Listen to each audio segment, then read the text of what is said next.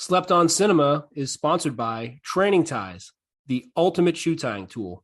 If you know someone who's struggling with shoe tying for any reason, Training Ties is the perfect solution. Some things are better left dead. Should have stayed in hell. Everything seemed forced. The language, the jokes, and especially the gore. It swears like it's just learned the words and splatters gore everywhere as if it discovered the only crayons left in the box were differing shades of crimson. Yeah, this is terrible.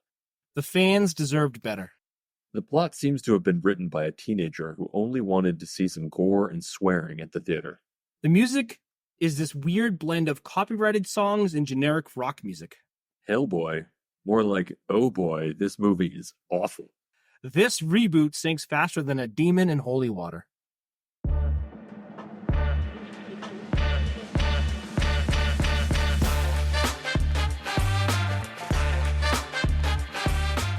Welcome to this week's episode of Slept on Cinema. I'm your host, Stan Steamer. And I'm Grove Street. This week we're getting into the 2019 action comic book classic, Hellboy, the 2019 version. This movie's great. This was an intern's choice, which is, I don't know how many we've had at this point, 3, 4? I think he's 3 for 3 now. They have all been phenomenal. And they've all, I think, been movies you or I hadn't seen beforehand, which I think makes it even better because we get exposed to a fantastic movie that we hadn't seen. Hold on, I got it. It's Scooby-Doo. That was awesome. Mm-hmm. It was, what was the Megan Fox movie? Oh, yeah, I always want to call it Megan's Body, but it's Jennifer's Body. Yeah, 3 for 3. Awesome takes. Absolutely. This movie, like all movies we review on the podcast, are at or below 50% on Rotten Tomatoes for both critics and audiences. And we structured the podcast so that the first half is spoiler-free, talk about some things to look for in the film, take a break, go watch the film, come back, and talk about what we just went through. All right, rotten premise. While battling a trio of rampaging giants, the legendary half-demon Hellboy encounters Nimue, the Blood Queen, an ancient resurrected sorceress who's out to avenge a past betrayal. Suddenly caught in a clash between the supernatural and the human, Hellboy soon becomes hellbent on stopping Nimue without triggering the end of the world. Critics, a lowly 17%. Audience at 48%. Makes a little bit more sense, but still way too low. Yeah. I mean, I think I get it. And I think a big part of it is the first 2 movies were really great. And I think Guillermo del Toro built up a very loyal following. And I think people had a hard time when he wasn't involved in this. And I think people just instantly wrote it off as like, I'm not even going to be a part of this. I'm not going to allow myself to enjoy this because of that. And that's a shame. But I think with that context, it sort of makes a little bit more sense to me. It does. And if you weren't thrown off by the Del Toro, then you don't get the Ron Perlman. And if you wanted your kids to be able to watch it like the first couple, then the kids can't watch this one either because it's R. So it does change the whole like avatar of the people who would watch this movie because you don't get the great director and the known actor and right. I think if you just took this in a vacuum, like if this was the first one that came out, I think this has a totally different score. Totally agree. Yeah. So this movie came out April 12th, 2019, opened number 3. So still up there, took in $12 million.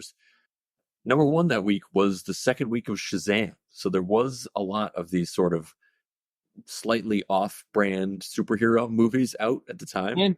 And R-rated. Yes. So overall took in $55 million worldwide on a $50 million budget, which as we count things, that still made money. So yep. You can't be too mad about that, despite I think everyone called this a massive flop. That doesn't sound like a massive flop. 55 minus 50 sounds like 5 to me. Right. So the only background was, and we just touched on this, was obviously the first 2 Hellboy films were directed by Guillermo del Toro and starring Ron Perlman, and those were also fantastic movies. Definitely recommend checking those out if you haven't seen them. Just real quickly, I think the second one might be better than the first. Just put it out there. One of those. Nice. I think the sequel's better than the first, and the first is really good. And originally, this was intended to be the third movie, a sequel to that second film. And Guillermo del Toro was not in line to direct it, but they were going to give him a producer credit. And he sort of said, look, I'm either writing and directing this or I'm out. Like I want to have total creative control over this, which is understandable given who he is and his skill set. So they went a different direction. Ron Perlman said, I'm only in if Del Toro's in. So they went a totally different direction. And I think at that point, the studio decided to just totally branch out and do a reboot and not tie those first two films. And they wanted to do a darker, more gruesome version. They pulled in David Harbour, who I think was perfect for this role. But it's very different. It's a different movie. I think to as I said, to think about this as its own film is really the way you should, because that's what it is. Yep. And I think some people, you can tell from some of the reviews, had a hard time doing that, but I think that's really just to their own detriment. And I guess they are now planning, I saw this, they are planning another reboot. So they're again distancing themselves from this and thinking another reboot, which I understand because this didn't do incredibly well. But it is such a great character, such a great story, such a great just line of comics that you could draw from. So I get why they would do another reboot. It makes sense. Yeah. Do you know if that one's supposed to be R or not? I don't know. I don't know how far along they are. I think it's sort of like an idea at this point, and how movie things go. Should we get to our bolos? Let's do it. Let's do it. My first bolo, right away you find out, whoa, this is R. Yes, you do. And you know that I love movies that just get you right going at the beginning. And this is right in. This is that. Yes. Yeah, they hit you right in the face, and then they keep it up through the whole film, which they do. They had fun with it, which is really, with a movie like this, that's what you want. There's really no lulls with this movie. Whatever you want to say about it, there's never like, oh, this scene. Like, it's just a fun, kind of action-packed movie. It's almost to its detriment. I feel like it's on the line, right? Like, there's so much they try to cram in. It can feel like you're jumping from scene to scene or topic to topic, but absolutely no wasted time in the entire film. I'm going to go, this is also right off the bat, Bolo and Eyeball. Yep, I had that one too. This is how my wife and I kept referring to him, even though we've been calling him by his actual name, but Bolo Hopper from Stranger Things. Yes. I mean, that it's such an iconic character. It's tough to think of him anywhere else as any other character or person who he is, but maybe we think of him as Hellboy now. Yeah, I might. I wasn't surprising. I wasn't expecting this going into this, but Bolo, King Arthur, and Merlin. Yeah. Always cool to see them mentioned. Great. And it did make me go down a little bit of a rabbit hole. Do you know, is King Arthur real? No. No, you don't know, or he is not real? I think I know that he's not real. Merlin went down real.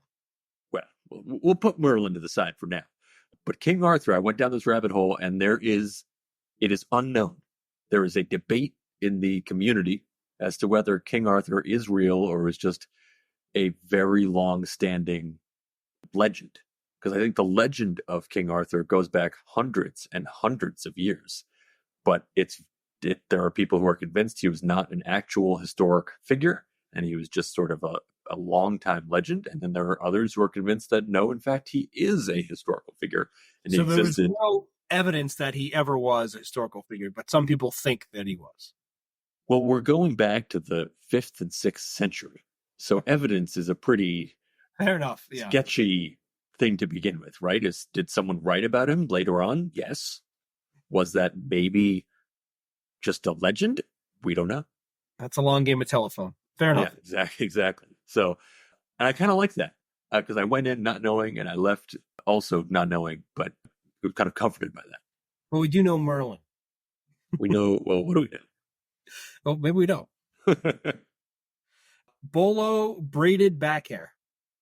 Yes, I had Bolo hairy back, but yes. Now we'll go Bolo a crystal ball. Bolo CGI gore. There is a lot of gore. They, as I mentioned, they have fun with it. They know there are, and they lean into it, and it's great. The gore with the car scene. Oof. Yeah. Bolo 3D glasses. I'm not entirely sure why, but I'd love to see. Awesome 3D. They're awesome 3D glasses. They are awesome. Yes. Bolo a gentle touch. Yep. Bolo scorpion. Great little scorpion scene. Yep. No problem with the scorpion. Bolo apocalyptic mutterings. I find that very funny.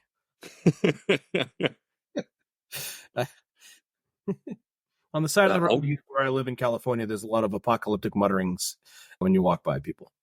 interesting. Yeah, I guess I feel like most butteries are probably apocalyptic. Right, that's fair. Yeah, it's not about how things are going to get better. Yeah, today's just such a great day. This is, I think, our back-to-back one of these, but Bolo, another character from Lost. Daniel Day-Kim, who's one of the stars here, was Jin from Lost. So back-to-back Lost Who stars. was he in this movie? He's the other agent Ah, who works alongside Hellboy in the second half of the film. gotcha. Bolo booze. Good amount of booze. Mm-hmm. And look at Bolo colors. There's great colors, lots of colors, and very intentional use of colors throughout. Right from the get-go with some sort of, I don't know what it's called when there's only one color in a black and white scene. I'm sure there's some French word for that, but they do that, and then also just throughout the film, great use of color. So good. I don't know why this always makes me laugh, but in our fantasy baseball league, there's a little scene from Arrested Development, and it's always my favorite GIF to put out every year, just for how it says the words. So there's a fire sale. And in this movie, there's a giant problem. And I think that's always tickles me. So Bolo, giant problem. Yep, absolutely. This is another back-to-back one for us, but Bolo skin stitching. Oh yeah, yep. Back to back. This isn't back to back, but it's something that's come up a couple times. I think it wasn't a library, but Batman Forever was similar. But I'm going to say Bolo, an amazing library. Amazing library. Yes. Just insane. It reminded me of the League of Extraordinary Gentlemen. Yes. Oh, that's a better comparison. Yep. Yeah, that the whole the library setting, the scene, it was one of these like everyone's getting together scenes. It very much reminded me of that.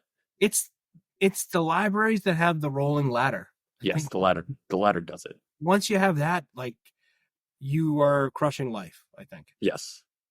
Yeah, I have a friend who lives in New York who has one of these small New York apartments, but had very, very intentionally and carefully crafted it to make use of every possible piece of space, and he included a rolling ladder to get to shelves. It's fantastic. Oh, that seems like the pinnacle of success. Yes. I'm going to go with big weapons. Like everything in this film is just big. Big weapons. Bolo metal. I will go Bolo, a absolutely disgusting kiss. Just so gross. Bolo, a gift from dad. Yep. Bolo, puke people. It's puke people, right? Bolo, a facelift. Oh, yeah. I guess this will be my last one because I had one, but I think we might touch on it later. So I'll just go with Bolo, giant heads. All right, I got a couple more. Bolo, a goal. Bolo, incompatible zodiac signs. Bolo, a scratch, a deep scratch. Bolo, quitting while ahead. And Bolo, this is just to watch out for, like an actual Bolo. Bolo, 2 post-credit scenes. So don't turn the movie off until it's over. Yes, absolutely. And just toss in Bolo, a great credit scene. Great credit scene. Spend your entire time with the credits. Yep. All right, so what do you have for this one? I was conflicted, went everywhere in my head, but where do you land on drink to pair with the movie? Yeah, I was a little conflicted as well, but I feel like the fact that this exists and it is specifically tied to the film, I'm going with my drink to pair with this film is there's actually a Hellboy branded cinnamon whiskey. So it's you could make this Fireball, but it is basically Fireball, but it is a Hellboy brand. So I think cinnamon whiskey is kind of perfect for this film as it is, and if you can find it, track down the Hellboy brand. Just go for it. Well, I'll just piggyback because I was going to say a bottle of booze of whatever you want that preferably has a little kick to it that you drink out of the bottle because it's just yes, it relates well to this movie. So Maybe you just have the Hellboy cinnamon, what is it? Cinnamon whiskey? Cinnamon whiskey, yeah. Whiskey out of the bottle. Perfect. You're good to go. Yeah. This movie is a blast. I can't believe we didn't know about it. We're very thankful that our intern told us about it and enjoy the same way, hopefully, that we did. And we'll see you on the other side. Yeah, enjoy. On an island off the coast of Scotland, something was summoned from the depths of hell. Something that would end mankind. And this thing you worried about, did it show up? Oh, yes. You did. We face every threat there is, and yet you take me in. Hello, son. Made me a goddamn weapon. Where's my fucking violin? Listen up, ladies and gentlemen. Out there's a 5th century sorceress who wants to bring down the curtain on London and the world. Great. Homework. Why do you fight for those who hate and fear you? You were meant for this. Be my king. We belong together, you and I. We do, but this is not gonna work, you know, because I'm a Capricorn and you're fucking nuts!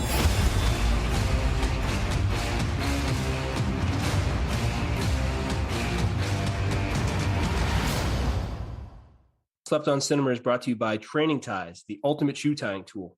If you know anyone who's struggling with shoe tying, Training Ties is the perfect solution. Or if you know anyone who just doesn't like tying their shoes, Training Ties keeps shoes tied all day long. Say no to Velcro and yes to independence with Training Ties. Welcome back. What a blast. That was awesome.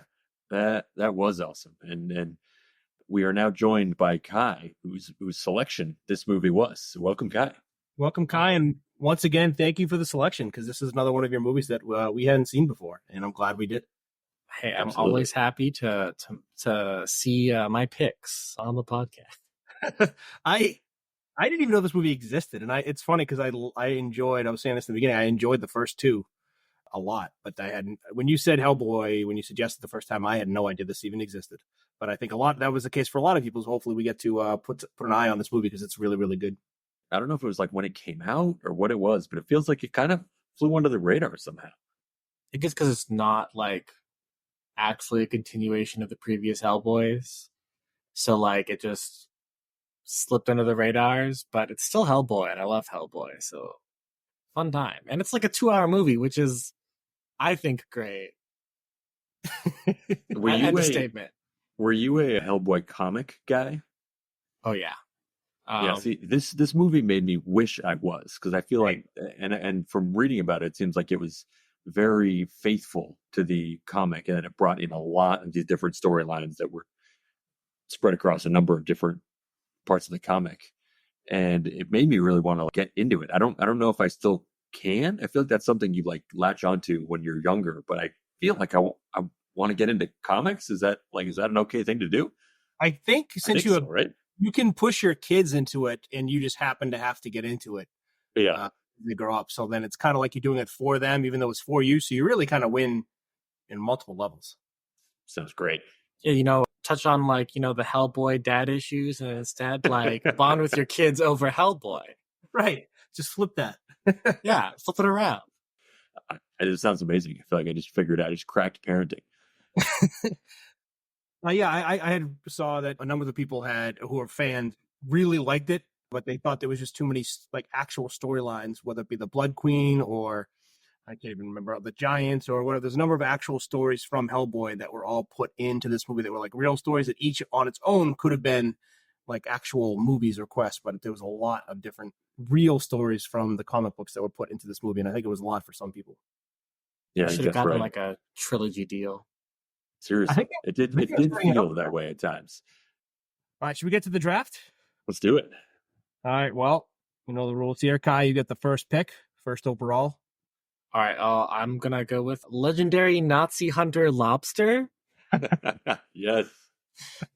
That appearance, the claw brand, I just love that. It tickles my brain. Is that a person that's like a big part of the comic book series? Like, as people like that have no awareness of this comic book series, we have no idea who the Lobster Johnson, is that who it was? I think it's Lobster Johnson. Yeah, It's Lobster Johnson. Yeah. Is he a staple of the comic book? It seemed like it was a pretty big, like almost cameo in this movie. I don't know if I'm a good voucher for like staple or like, there's appearances. Yeah. I don't know, like a staple to me might not be a staple to everyone, but I don't care about it. Is he a staple to you? he's a staple to me. All right. And that's what matters. And so also just love lobsters. Yeah, I got the feeling like when the way he was like presented in the film and his appearances that it made me wish I'd seen this in the theater because I felt like it was his appearances were one of those times where everyone in the theater would have cheered when he showed up on screen. Like I couldn't put my finger on exactly why that was, but I had that feeling watching it. Honestly, that his appearance, that like, okay, this was definitely misjudged. I feel like that made it 5 stars. I'll rewrite all the Rotten Tomatoes reviews. How could you not enjoy that? And the fact that they bring him back at for one of the 2 post credit scenes, and it's clearly not only are we in the audience in awe of him, but Hellboy is too, which is kind of exciting. He's a fan. Yeah, he's amazing. And he's a Nazi hunter, which is great. Yeah, that's a great pick. I like that a lot. Yeah, if you want to instantly make the fans enjoy your new character, just make him a Nazi hunter. Like Inglourious Basterds, you're like, this movie's awesome. He's just gonna hunt Nazis. Cool, I'm in. Right. There's no bad Nazi hunter movies. There was that Call of Duty where it was like the zombie level, the zombie Nazis. Mm-hmm. Like, the zombies Nazis. That's even more cruel. Let's do it. Let's kill them. Yep. You can't get behind that. Great first pick. All right. You're up next. Oof. I think I'm just going to go with, and this maybe is obvious, but I'm going with David Harbour. I thought he crushed it in this role. He was going into it, I was like, I feel like he's going to be really good, and he exceeded my expectations. One thing is he has the perfect face. And I know that there's all sorts of makeup and sort of prosthetics involved to make him look more like Hellboy, but you can still see that it's David Harbour underneath there, and his face is perfect for this role. So he has the face, and then he also just has, I think, the perfect temperament. Like, I don't know if that's how he really is, but it seems so real. Like he obviously it's a character that is, has a lot of challenges, and I think he plays them in a way that there's a lot of depth to this character that I think he does just in in a very earnest way. Like, none of it seemed forced, none of it seemed over the top. None of it seemed like what you might expect in a superhero or, comic book movie. I thought really nailed it. That's all I have to say. I totally agree. I think it's really hard to follow up after Ron Perlman. I think he was the perfect person to be Hellboy initially. And he's so just monumental as the character Hellboy. And then to take that role, I think it's really, really hard, but he was going to be my first pick off the board too.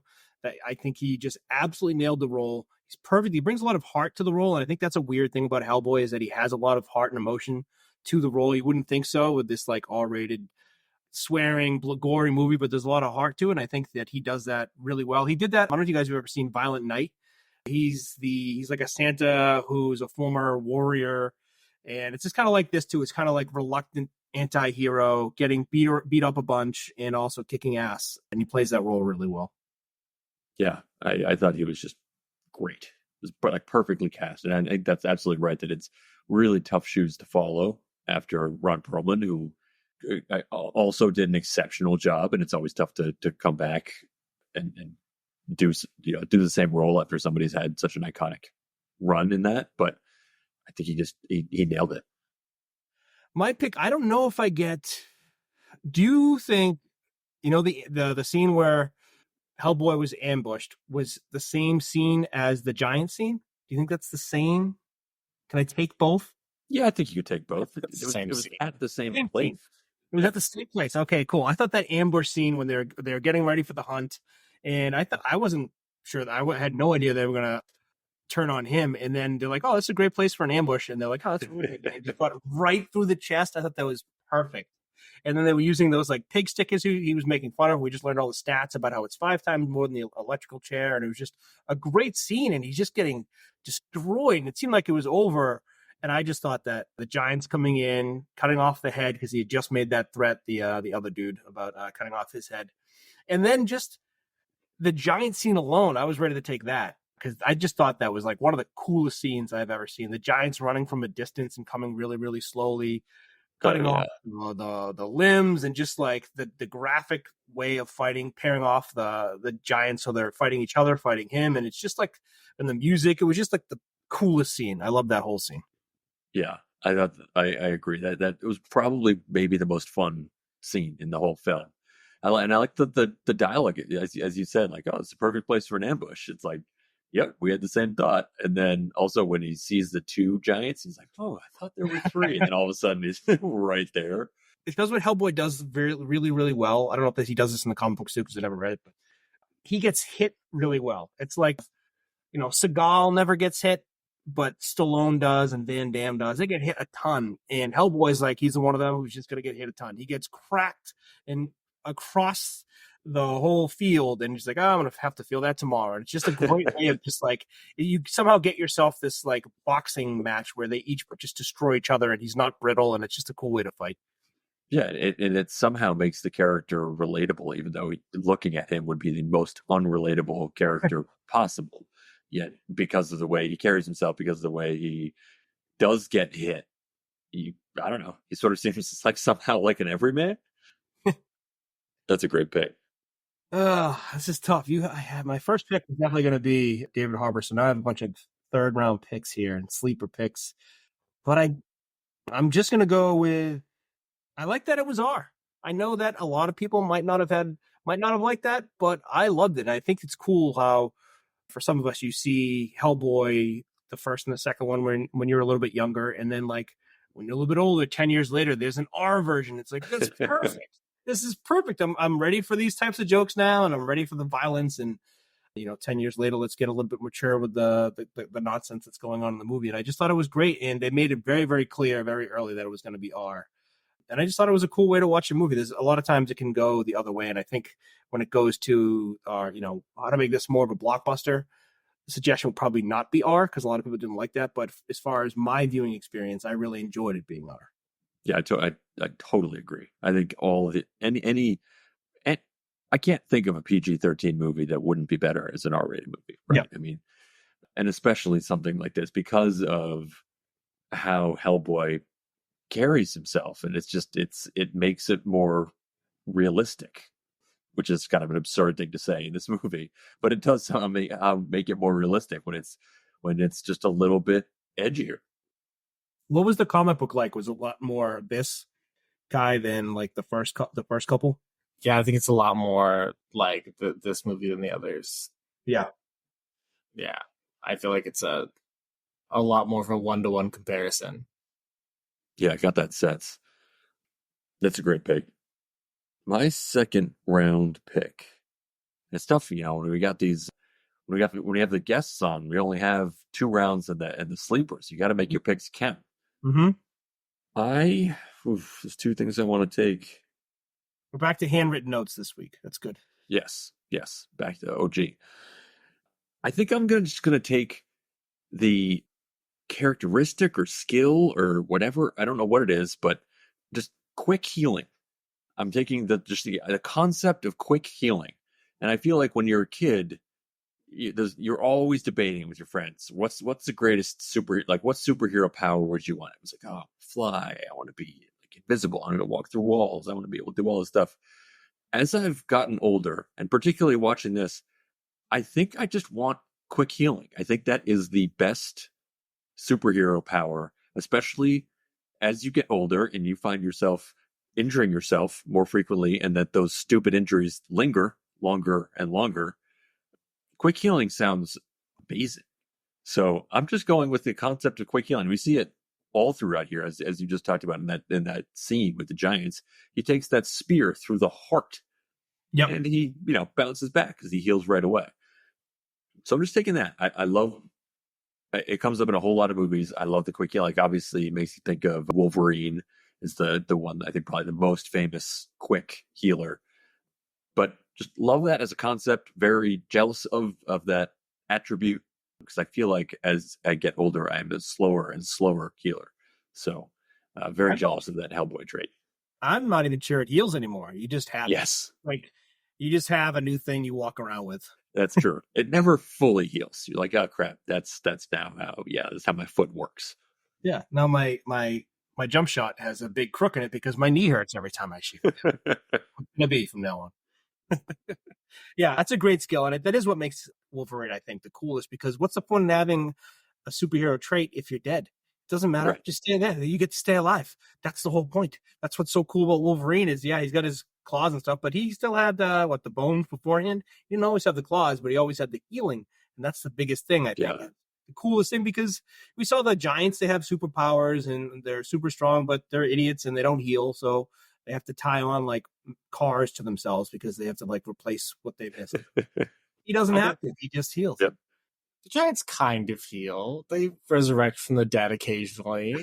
I don't know no idea the giants and how they work. I just saw it from the movie. They get to come back up every now and again. Like, they used to be dead for a while, but like, Oh, I didn't know that. That's all healing ability is great, and I think we need more of it.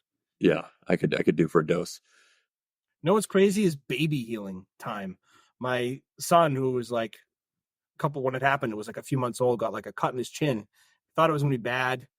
Thought we'd go to the ER, and then like 3 days later, it's gone. Youth. Yeah, it's ridiculous. Instant. Everything's just moving faster. We up to Kai's second pick? Yep. All right. I feel like similarly themed, just Hellboy's gentle touch.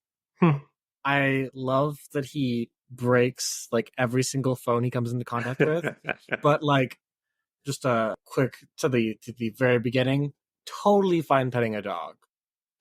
Totally pet a dog, cannot hold a phone to save his life. Like, the phone will break, but the dog will be fine. And I just love that. I don't know what it is, but I'm like, that, like, I too would like the super strength where I can't control if I break a phone, but I can still pet a dog. It's definitely got to get that like Apple Care plan. We see that like right away when we first meet him in Mexico, and he's trying to hang up the phone, just like shatters. I feel like that was a great little intro to just this guy. Like, it kind of shows you that this guy is a little bit of a mess. Like, it feels like he's not entirely in control of all of his powers, and it just encapsulates that perfectly.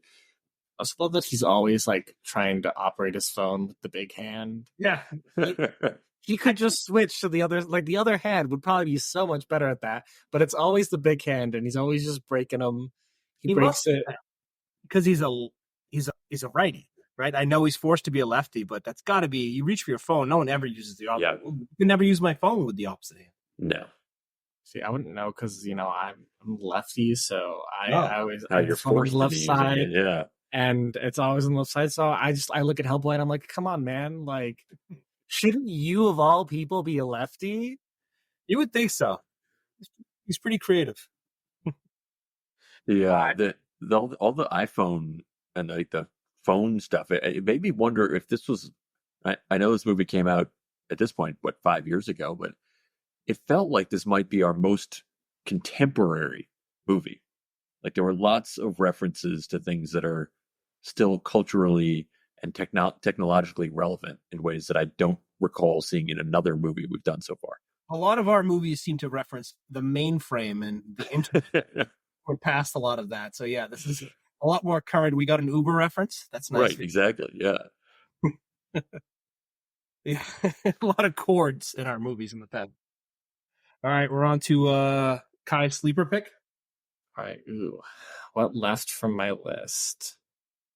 I hate to go back to the beginning again, but when he's like, "What's happening, buddy?" to Reese, and like, that's a purple bat costume. But then he goes, I'm Camazot, and that's Death Bat. That's a Death Bat. He goes like, what's going on? I'm a vampire. Is essentially it's like, I'm a vampire. I'm a Mayan Death Bat spirit, and he's just like, what in the world is happening? And I'm just like, man, all the clues were there, man. You were handed like, this man is a vampire now on a silver platter, and you just did not put it together. A lot of people need to see it for himself, and you need that mask to come off. Yeah, but it was so on the nose, and I feel like that happens a lot in the movie, where just there are a lot of things that are just very, very on the nose, and he still just misses it. But I'm here for it, you know? There is a bit of a naivety to him too, because he's still kind of trapped in like a little kid's mind, I think sometimes. That's part of like the joy, I think, of Hellboy. Like, you know, his dad gave him a gun for his 10th birthday, and he just that was the end of his childhood, and he just never aged past that. That was it. Just stuck there. Yep. I also just love that scene generally. I feel like that, and that I think was something that I struggled with a little bit in this film. I wanted more of everything, and there was so much. I think, yeah, breaking it into maybe multiple movies or something would have helped, because it's that scene, that whole scene. There was so much. I wanted to spend more time in Mexico. I wanted to spend more time understanding what happened to his former partner. There's just so much there, and it was such a fun. The wrestling match was a fun scene just in that. I wanted to get a little bit more, but obviously there's a lot going on in the film, so we couldn't spare more time there.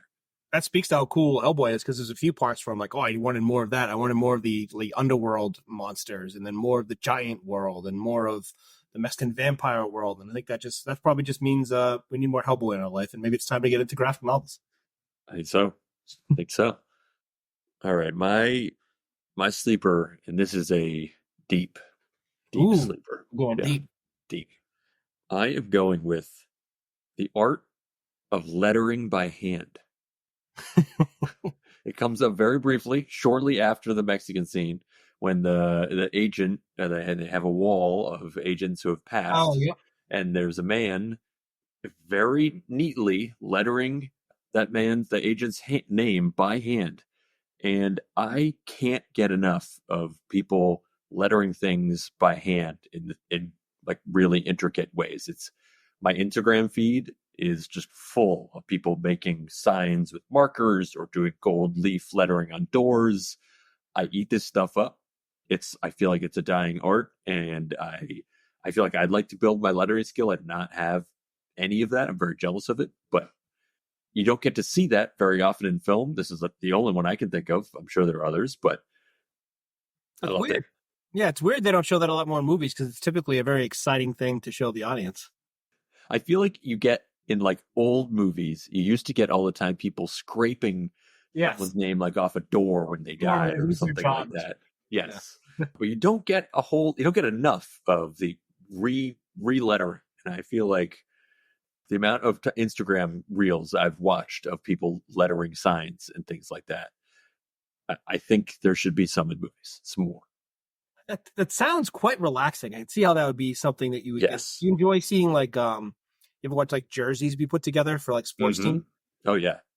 Yeah, nice. It's just very well done. It's like someone at the peak of their craft. Well, it's nice that the lines are straight, because it was Esteban, right? So like that E was perfect. 90 degrees. Yeah, and he has this kind of wooden bar that he's clearly like resting his hand on. There's always these cool, like very simple tools of the trade that seem like they've been in use for hundreds of years, and that's the best thing. Someone figured it out 100 years ago, and no one's been able to top it since. You like just the T-square variations that you get to use. Yes, exactly. So my deep sleeper, lettering by hand. That's a great deep cut. That's awesome. That's so very you, and that's a perfect pick. There's so many. Maybe we do one or two honorable mentions that we almost picked after, because I got a couple here, but I don't know what it was. I really enjoyed the pig, the boar, whatever, when he attacked that monastery, and he wanted the holy man's voice, and he wouldn't say it. So he took his like jaw and tongue and voice box and just like made it happen. I've never seen that in the movie before. We've seen we've seen in like Demolition Man or something where you take someone's eyeball or you take someone's finger for a fingerprint, but for a voice thing to just put their mouth in your mouth and speak like that. I've never seen that before. I didn't even know that was an option. When he did it, I was like, no way he's going to speak like the monk. And then he did. I rewound it again and I watched. I thought it was like the coolest thing ever. I've never seen that in another movie before. I completely agree. I've never seen that before either. I had the exact same reaction. I was like, that's an option?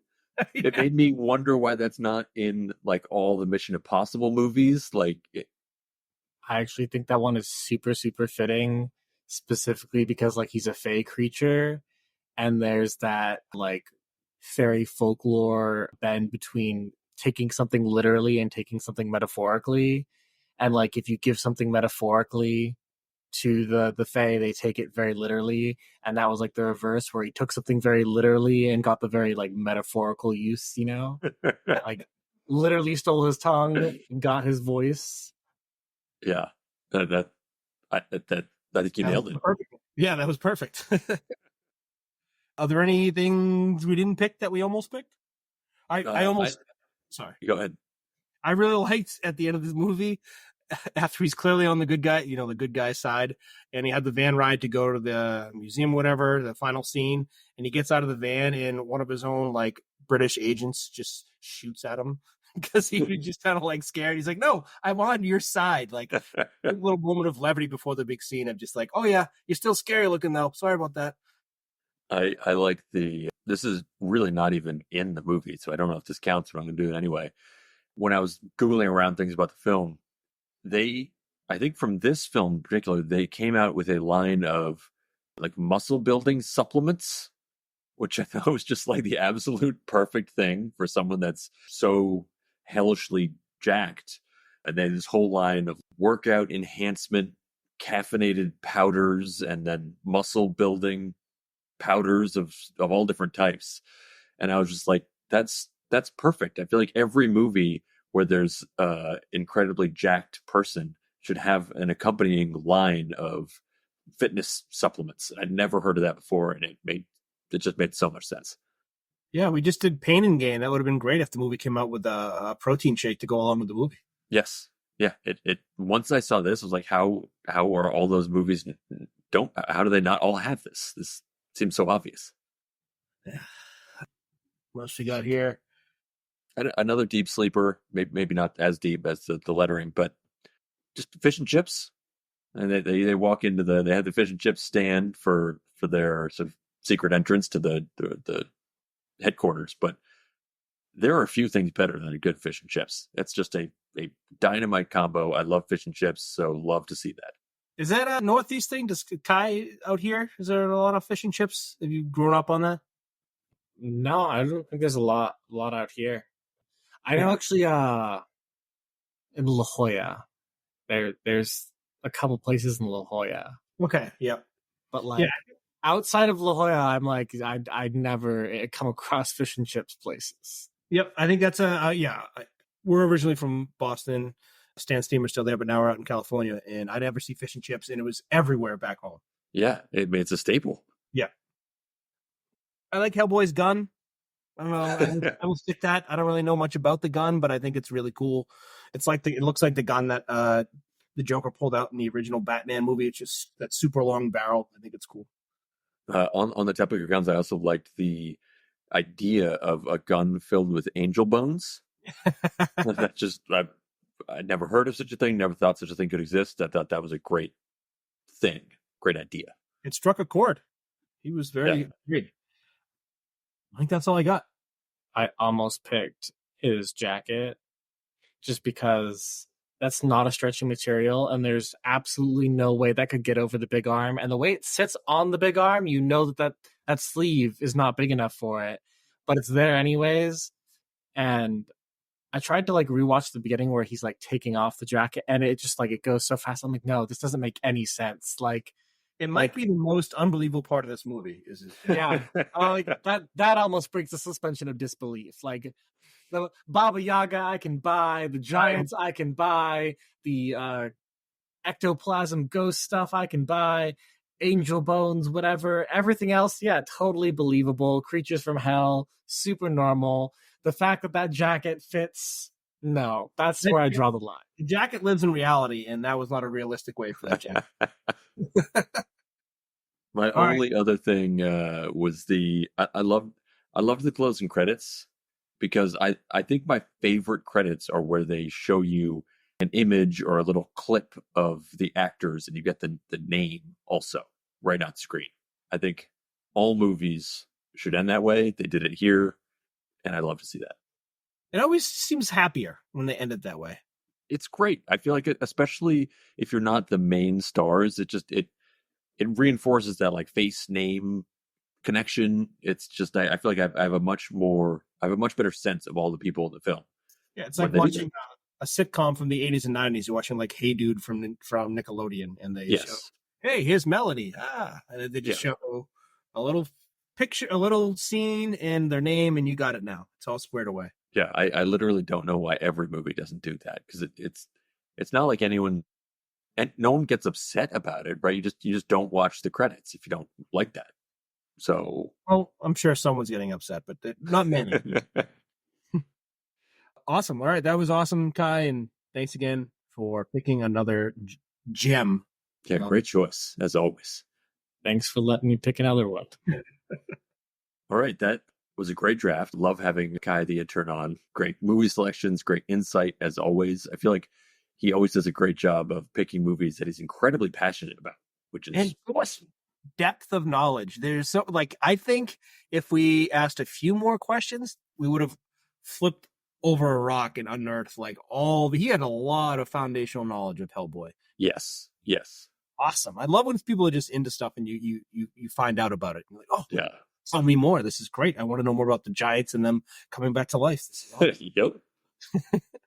All right, our superlative this week is favorite severed limb, and there's a lot to choose from.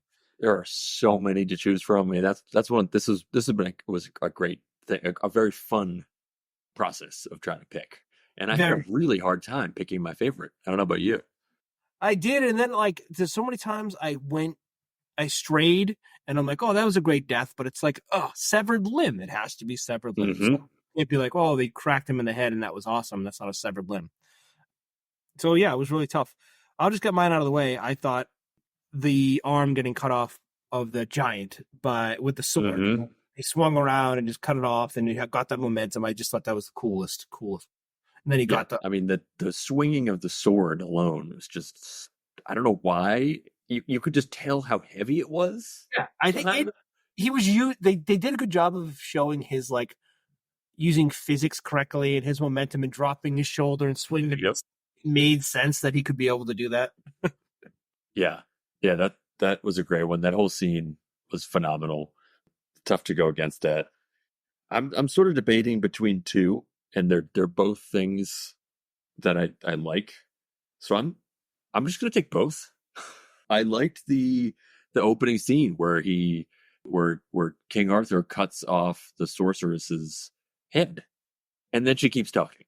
Yep. It's as you know that I love this about movies.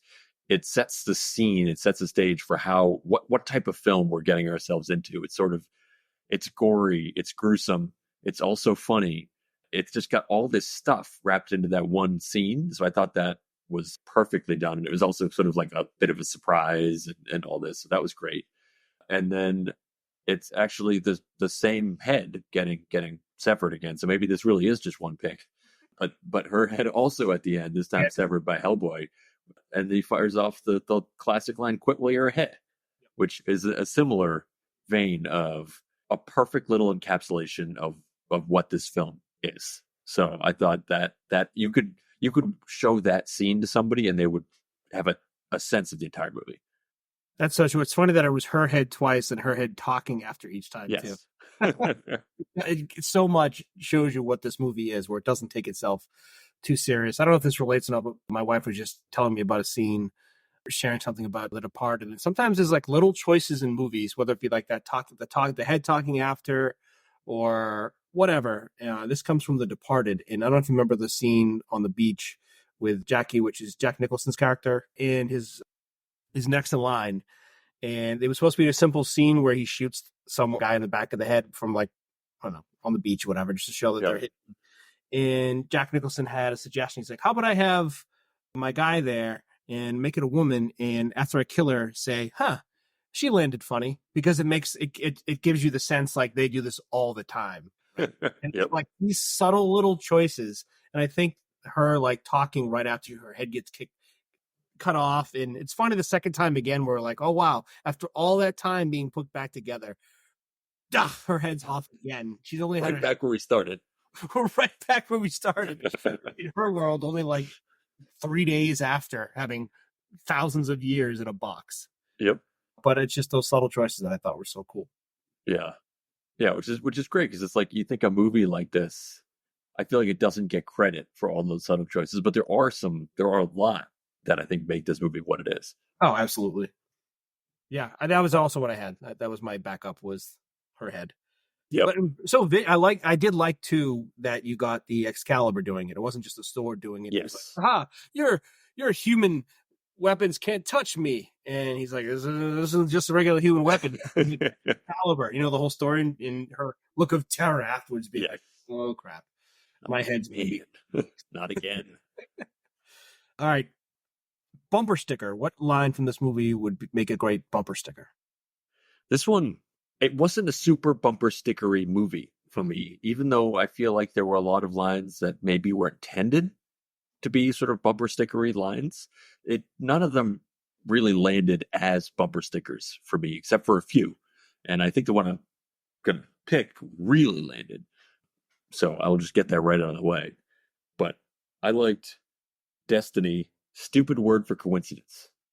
I think that is a bumper sticker somewhere. And I also I can't stand when people are always talking about like destiny this, or like it was meant to be, or it's like come on. That's just what happened. I agree. It's like, we're not all smarter than this. Yeah. And I feel like there are so many bumper stickers that talk about destiny or all this like other crap. So this is kind of a counter destiny. Yeah. It's a nice retort for the destiny. Yes. Yeah. One for our side. Exactly. That's a good one. And I think you're right. Like, I had so many ones that I had written down. I'm like, I guess. And it was cool in the movie. It just doesn't quite translate in the back of a car. I didn't pick this, but I almost picked grow a pair, you're a man. I feel like whenever I think of bumper stickers, I always assume it's someone angry who's putting on them. I feel like there's some life is good bumper stickers, but outside of that, it's all just political, angry stuff. Yeah. Like, my bumper, rah, rah, rah. It's always someone upset. So that's always where I go on a bumper sticker. Mm-hmm. Makes sense. Which is why I went with, where's my effing violin? And that's after Hellboy's like, you raised me as a weapon. And then Ben, the other guy's like, I don't care. Where's my violin? Like, nope. And it's basically just saying to everyone else on the road, I don't care, and no one cares about your problems at all. Right. I don't. Yeah. Get over it. Get over it. And if you don't, stay away from me. Yeah. Not my problem. That's great. I like that one a lot. Next one up is one change to be a blockbuster. Before we do this, let's just do this. We'll start this off now. Length. Perfect, a little too long, or too short? It's an interesting one, because I feel like it was at the same time too long and too short. And what I mean is, I feel like this type of film probably needs to be like an hour and a half, hour and 45 minutes to really nail it with the audience. But there was so much jam-packed into this that so many of the scenes I wanted more of. So I don't really know how that fits. I mean, I think I think this needed to be like its pinnacle. I think it needed to be multiple movies, so you could spend some more time, and there was room, I think, to spend more time in a lot of these scenes without sacrificing anything. So I'm going to go with both of those. Give me more time, but maybe break it into two films, because there were enough storylines and backstories and explanations that you could easily break this into a couple different films. Yeah, I have nothing more to add. I totally agree. Too long and too short. But outside of the length, do you have one change to make it a blockbuster? Yeah, my only other one is that I feel like I kind of would like to see a little bit more of the horror-y darkness that I think they originally intended to go in with. I think that I think you could keep some of the levity, but also have some more, like, I wanted it more dark. Like, they had the gore, but not as much of the just dark twistedness. And I think with this, the characters and the storylines, you could have probed that a little bit more. And I don't know if that would have made it more of a blockbuster, but I would have enjoyed it more. Yeah, it was definitely like a lighthearted, gory movie, but some darkness would have been nice here and there, because there's a dark side, I think, to Hellboy. Yeah, I mean, I feel like there's a lot of Deadpool influence on this. I think when that had such a massive success, you end up things sort of gravitate towards that. But I think the original idea for this was to be more dark and horror-esque, and I would love to see that. They should remake this even more in the horror vein. Yeah, and maybe they will. Maybe they will. What do I have? My one change to be a blockbuster is, I thought the music sucked. I agree with the reviews. Like, it did seem like it was just like covered versions of songs that you knew that were bad covers, and just like weird copyrighted, and just not, it's like one off from the good version of a song. And all the time, and it's like too metal too, but also like fake metal. It's just not, I don't know. It doesn't take me out of it, but I don't think it adds a whole lot to make the scenes better than it is. So I would say music could probably be improved a lot. Yeah. Yeah, I think that's right. But I wonder if they could just re-release something with a different score or different music, right? Like, you don't have to reshoot anything. It feels like that should be doable. Wouldn't that be funny if movies were just like, wait, it's like Waterworld, let us do it over again. What if we just put a whole new score? Yeah, right. Do everything. I was listening to the Rewatchables the other day, and it was like going over how, was it John Williams who does all those scores for Spielberg? Mm-hmm. Like, so much on like the movie E.T. and Jurassic Park. The score does so much of the heavy lifting in the movie. Oh yeah. And a movie like this, like, the score does no, it's a detriment to right. Right. I need some guidance so I can know how to feel while I'm watching scenes. You tell me how I should feel. Yes, exactly. And I'm dumb, so the dialogue and the scenery isn't enough. So give me some sound too. Yeah, right, exactly. Spin-off ideas. What do you got? You want me to go first, or do you got a good one? Or I feel like I'm like middle of the road. All right, I'll go first. Then mine isn't great either, but but it's not great. But it's great in that it's what I wish happened. I want to see what happened after that. The second opening scene. It's almost like with the Baba Yaga talking to a mysterious thing, and I went down like it's the last. If you didn't watch it, it's the last post-credit scene talking about the Baba Yaga getting somebody else to go kill Hellboy, and it seemed like a setup to the next movie of some crazy, awful villain that we would be introduced to. And I went down like the rabbit hole of who that person might be. I don't know who these people are. I don't know who Hellboy is. Like, I don't read the comic books, but the guy sounds pretty cool. Who it might be? Some guy named the Deathless, which is a pretty cool name. I would like to see just give me that movie, and let's do more of this world. Like you said, I could have used like 4 or 5 of these movies. It seems like there's tons of stories to be told. They jammed maybe too much into this one, where maybe we can take time and explore them all individually. But I really just want to just continue it. And I also thought the Baba Yaga was a really cool character. She was freaking me out. Oh yeah. Yeah. I had two picks here for potential spin-offs, and one was just the same as you. Like, give me some more Baba Yaga.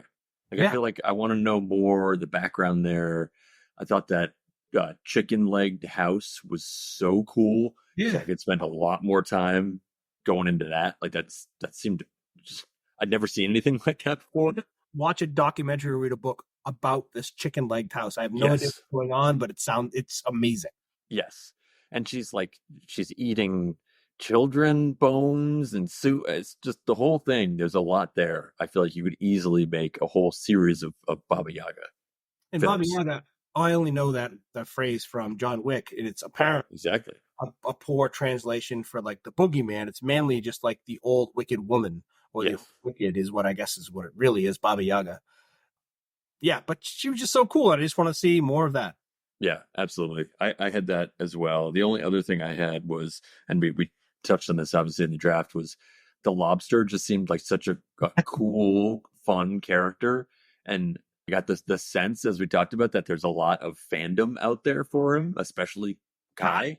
So give me give me the lobster film. Give me his, as we talked about this, that everybody loves Nazi killing movies. So just give me some more of the lobster back killing Nazis. Yeah, everyone loves lobsters and everyone loves killing Nazis. Yes. So we could use, on Disney Plus, they had the Marvel movies, of course, but then they had like side series of Loki and whatever, right?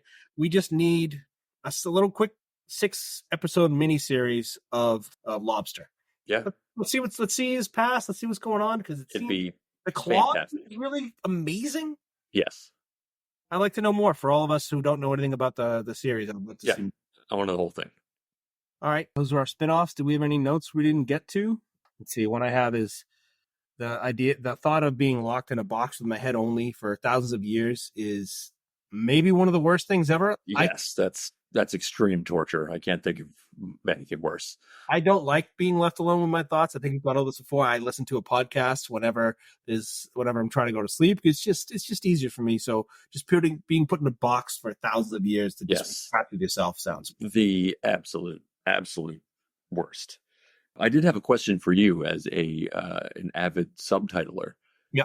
Do you have a favorite color or presentation of subtitles? I notice here we got some yellow text, where I feel like subtitles are often white, but then there's also the white on a sort of slightly darker background that they sometimes give. Do you have a favorite? I'm 40. I'm an old guy when it comes to this subtitle world. I like a darker background and white letters. Mm-hmm. So, I want hopefully like the black that almost like takes over some of the screen. Yep. It's on the bottom, whatever, and I can clearly see the words. But I don't I feel like that's the like OG style of subtitles. Got it. That checks out. So, yeah, it checks out. Do you have a preference, or you just don't want to look at them? I think my only preference is, and I think this is more of a modern thing, is I like, because I can't help but read them even if I don't want to.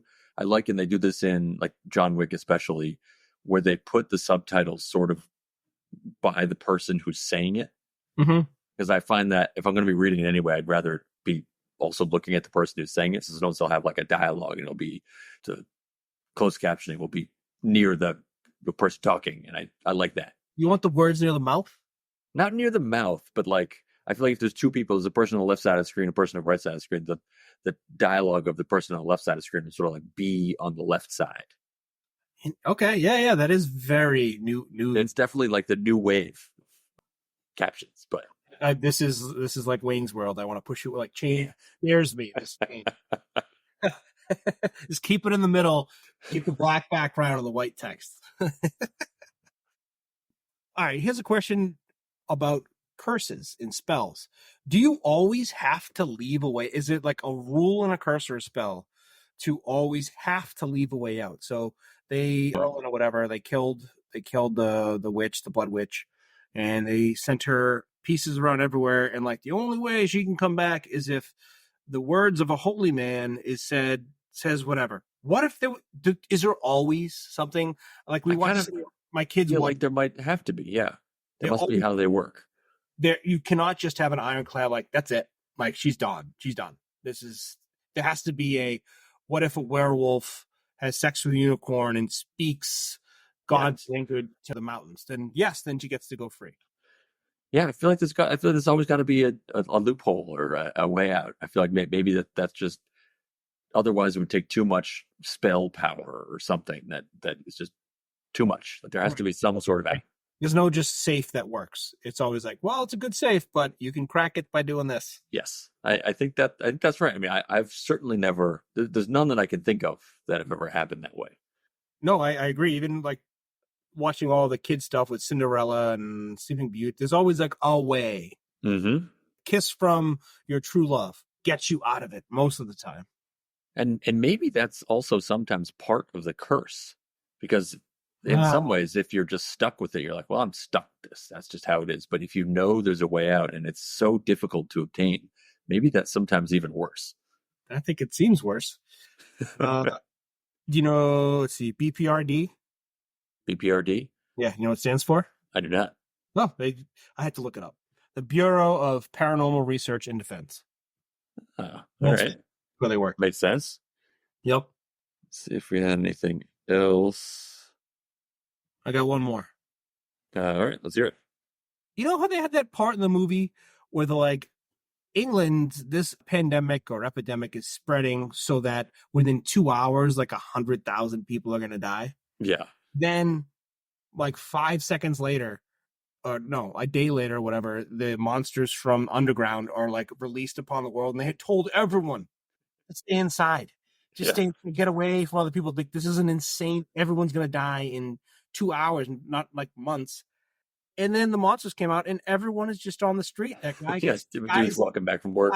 He's walking back from work with his briefcase in the middle of the road, and he gets his skin torn off by a car and everything else. It's like they just had a news story and shaded the entire country. And then all Europe being like, don't go outside. This is a ridiculous plague. This is beyond anything we've ever seen. This is a plague. Yeah, once the word plague comes out, I'm not going anywhere. And the next scene, they're just like, fuck the news. Or screw go outside and walk to work.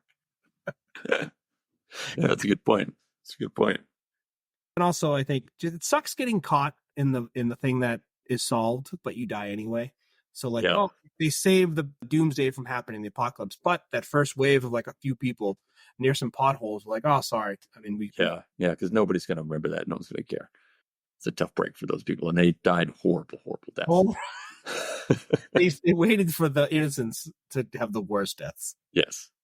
And to commemorate baseball season, what do we have next up for our movie? Yeah, next up, I think this is our first baseball movie, which is kind of surprising. I feel like there are a lot of really great baseball films, but we are doing The Fane. Yeah, great pitches in this movie. I just watched this movie last week. I just came up. A baseball season starting, so we're just getting and this movie is so good. A Tony Scott movie with Robert De Niro, Wesley Snipes, and Knives. How can you go wrong? Yeah, I mean, I it's been years since I've seen this, but I remember enjoying it a lot. And I just like you said, but with that director, that cast, I'm blown away that this could possibly qualify. It super qualifies. It's below 40% in both categories. Yeah, Wesley Snipes, Robert De Niro, Tony Scott. It's baseball. This is going to be Makes no sense. No sense at all. This was awesome. I love it when we do our intern's choice. And awesome. We'll see you next time. Yeah, later. Later.